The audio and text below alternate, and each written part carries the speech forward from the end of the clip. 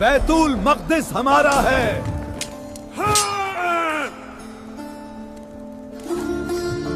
हमने मुसलमानों को मसल कर रख दिया है, कोई हमसे बैतुल मक़दिस नहीं ले सकता। साल 1137, एक ऐसा समय जब खून और जुल्म का साया इस जमीन पर था, लेकिन एक नाम उम्मीद बनकर उभर रहा था, सलाहुद्दीन अय्यूबी। हमारे सरदार सलाहुद्दीन अय्यूबी काफिरों से बैतुल मक़दिस लेकर रहेंगे। वह तलवार से लड़ता था, लेकिन इंसानियत से जीतता था। मैं सलाहुद्दीन अय्यूबी कसम खाता हूं, मैं बैतुल मक़दिस को काफिरों के हाथ से छीन लूंगा।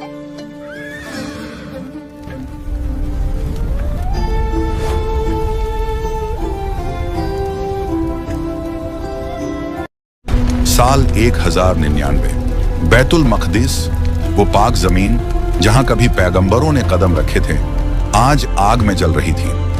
धूल और धुआं चारों ओर फैला हुआ था। टूटी मस्जिदें, जले हुए घर और सड़कों पर बिखरे लाशों के ढेर। मेरे बच्चे, कोई मेरे बच्चे को बचाओ। यूरोप से आई सलीबी फौज अल्लाह के नाम पर नहीं, बल्कि अपनी झूठी मुकद्दस जंग के नाम पर कत्लेआम कर रही थी। उन्होंने मस्जिद अक्सा में घुसकर सैकड़ों मासूमों को बेरहमी से मार डाला। कहा जाता है उस दिन 70,000 से ज्यादा मुसलमानों का खून बैतुल मक़दिस की गलियों में बहा था। सूरज डूब रहा था, लेकिन उसकी लाली खून की तरह लग रही थी। धरती, आसमान सब रो रहे थे। उम्मत का दिल टूटा था। हर मुसलमान की आंखों में बस एक सवाल था, क्या कभी अल्लाह इस शहर को फिर से आजादी देगा? उसी वक्त दूर टिकरित नाम के एक छोटे से शहर में एक बच्चे का जन्म हुआ। उसका नाम था यूसुफ इब्न अय्यूब। वो नहीं जानता था कि वो एक दिन इस जुल्म की रात को खत्म करने वाला सूरज बनेगा। और इतिहास में लिखा गया, जहां दर्द की शुरुआत हुई थी, वहीं से उम्मीद का जन्म हुआ। टिकरित का छोटा सा शहर, सूरज की पहली किरण पहाड़ों से उतरती है और मिट्टी की खुशबू हवा में घुल जाती है। एक छोटा सा लड़का यूसुफ अपने वालिद नजमुद्दीन अय्यूब के साथ मस्जिद जा रहा है। हाथ में लकड़ी की तख्ती है जिस पर कुरान की आयतें लिखी हैं। छोटे बच्चे घेर कर बैठे हैं। उस्ताद तिलावत कर रहे हैं। उस्ताद, बच्चों याद रखो, जो इंसान अल्लाह पर भरोसा रखता है उसे कोई ताकत हरा नहीं सकती। यूसुफ कहता है, उस्ताद, क्या कभी बैतुल मक़दिस फिर से हमारे हाथ में आएगा? नहीं बेटे, अगर तेरे जैसे सच्चे दिल वाले खड़े होंगे तो अल्लाह जरूर मदद करेगा। लेकिन याद रखना बेटे, बैतुल मक़दिस तलवार से नहीं, ईमान और अक्ल से फतेह होगा। उस पल यूसुफ के दिल में एक बीज बोया गया, सपने का बीज। शाम का वक्त, यूसुफ अपने वालिद के साथ पहाड़ी पर खड़ा है।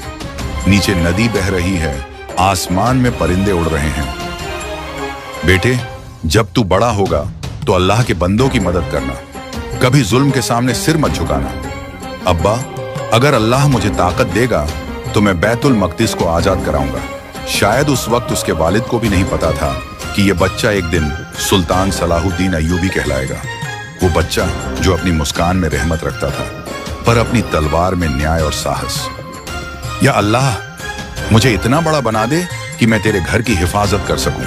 और इस तरह उस बच्चे का पहला सपना उसके दिल में बीज की तरह उगा। धीरे धीरे वो बढ़ेगा, मजबूत होगा और एक दिन पूरी दुनिया को रोशन करेगा। साल बीतते गए, पर वो नन्हा यूसुफ अब जवान हो चुका था। तेज नजरें, मजबूत इरादा और दिल में वही सपना, बैतुल मक़दिस को आजाद कराना।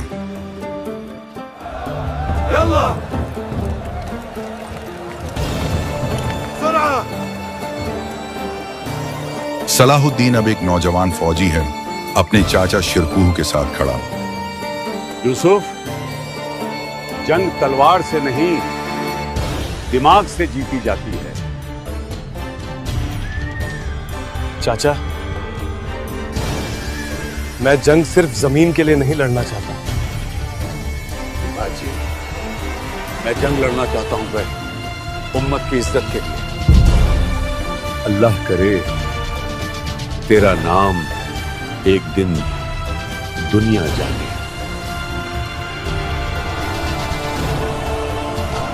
फिर शुरू हुई मिस्र की जंगें। उस वक्त मिस्र में फातिमी खिलाफत की हुकूमत थी जो कमजोर और भ्रष्ट हो चुका था।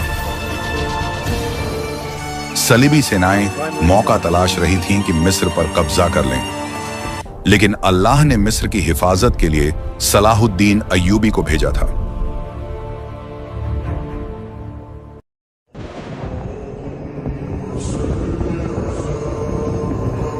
अगर तुम्हारा दिल साफ है तो अल्लाह तुम्हारे साथ है। लड़ेंगे न कि ताकत दिखाने के लिए, बल्कि जुल्म मिटाने के लिए।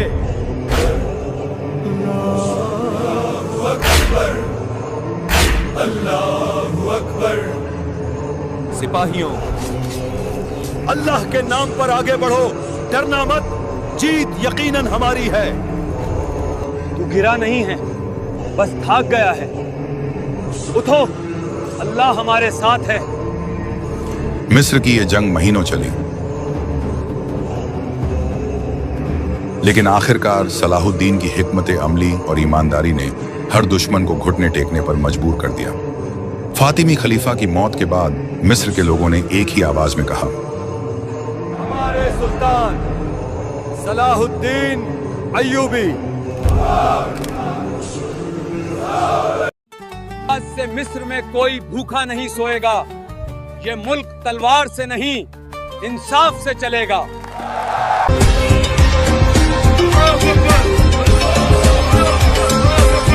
और यूं जिसने बचपन में एक सपना देखा था, वो अब एक सल्तनत का मालिक था, लेकिन उसके दिल में अब भी एक अधूरा ख्वाब था, बैतुल मक़दिस। हर रात वो आसमान की तरफ देखता और दिल में वही दुआ दोहराता, या अल्लाह, जब तक मेरी सांसें हैं मैं तेरे घर की हिफाजत करूंगा। मिस्र में इंसाफ का सूरज तो उग चुका था, लेकिन बैतुल मक़दिस अब भी सलीबी ताकतों के कब्जे में था। वो ताकतें जो अल्लाह के नाम पर नहीं, जुल्म और लालच के नाम पर लड़ रही थीं। सलीबी सेनाओं का सरदार रेनाल्ड दे शातियों मुसलमानों के कारवां लूटता, हज यात्रियों की हत्या करता, यहां तक कि रसूलुल्लाह सल्लल्लाहु अलैहि वसल्लम का मजाक उड़ाने की जुर्रत करता। अल्लाह की कसम खाता हूं, जब तक मैं इस जालिम को अपनी तलवार से सजा न दूं, मैं चैन से नहीं बैठूंगा। सलाहुद्दीन ने मिस्र, शाम और मोसुल से फौजें बुलाईं। हम तलवार से नहीं, ईमान से जीतेंगे। याद रखो बात, अगर दिल में तकवा है तो फतह हमारी है। हत्तीन का मैदान जल रहा था, चारों ओर रेगिस्तान, प्यास और धूप की लपटें। सलाहुद्दीन ने अपनी हिकमत से सलीबी सेनाओं के पानी के सारे रास्ते बंद कर दिए। सामने था क्रूसेडर किंग गाय द लुसिनिया और वही रेनाल्ड द शातियों, जिसकी जुबान जुल्म से भरी थी। दोनों सेनाएं टकराईं, तलवारें हवा में चमक रही थीं, तीर बारिश की तरह बरस रहे थे। सलाहुद्दीन खुद सबसे आगे थे, उनका झंडा आसमान में लहरा रहा था। भाई, डरो मत, शहादत मौत नहीं, जिंदगी की शुरुआत है। सिर्फ 2 दिन में सलीबी ताकतें टूट गईं, उनका झंडा गिर पड़ा। रेनाल्ड और गाय दोनों कैद हुए।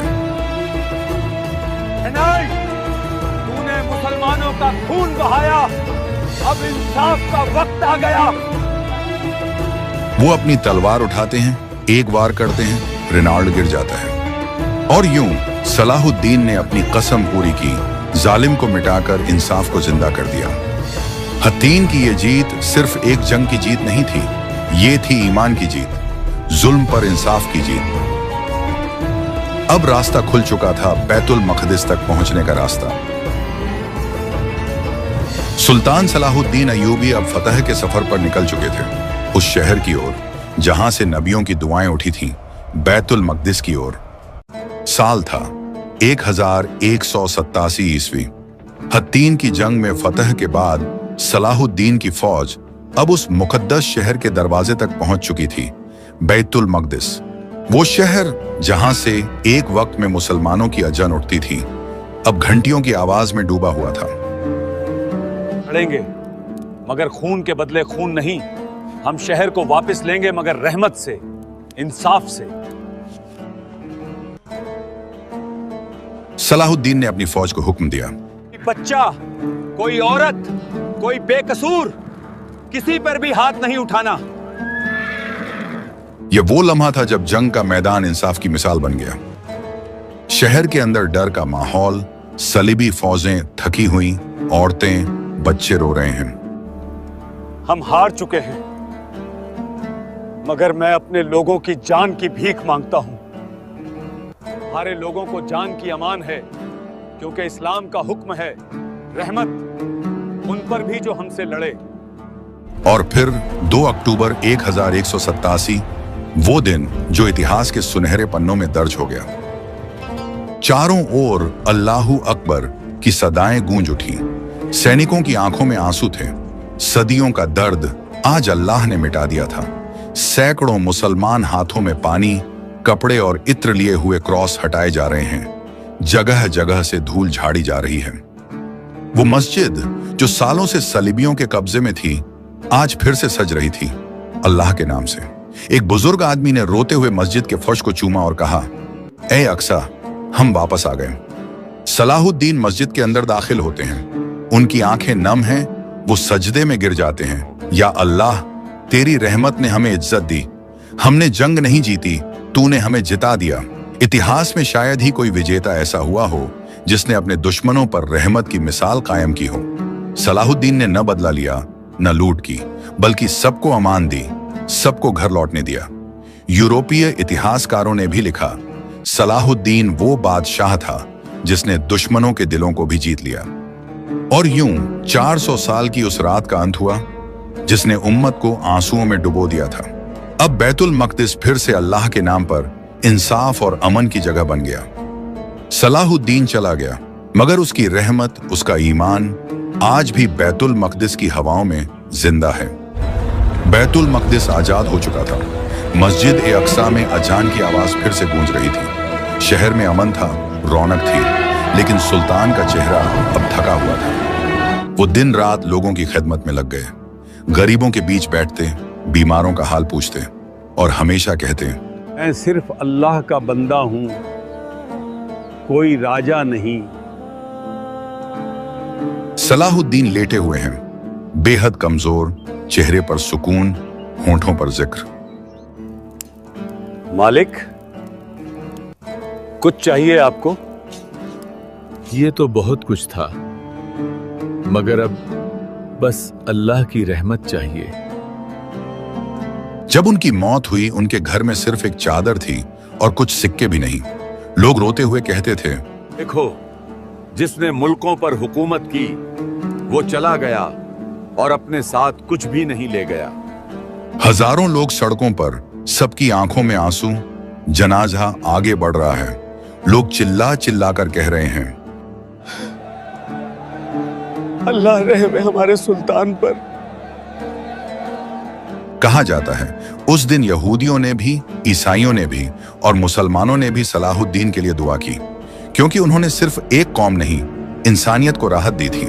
सदियां बीत गईं, राज बदलते गए, सरहदें मिटती रहीं, मगर जब भी कोई बैतुल मक़दिस को देखता है तो उसे याद आता है वो सुल्तान जिसने तलवार से नहीं, दिल से जंग जीती थी। जब धरती पर जुल्म बढ़ जाए तो कोई ना कोई उठता है सलाहुद्दीन बनकर।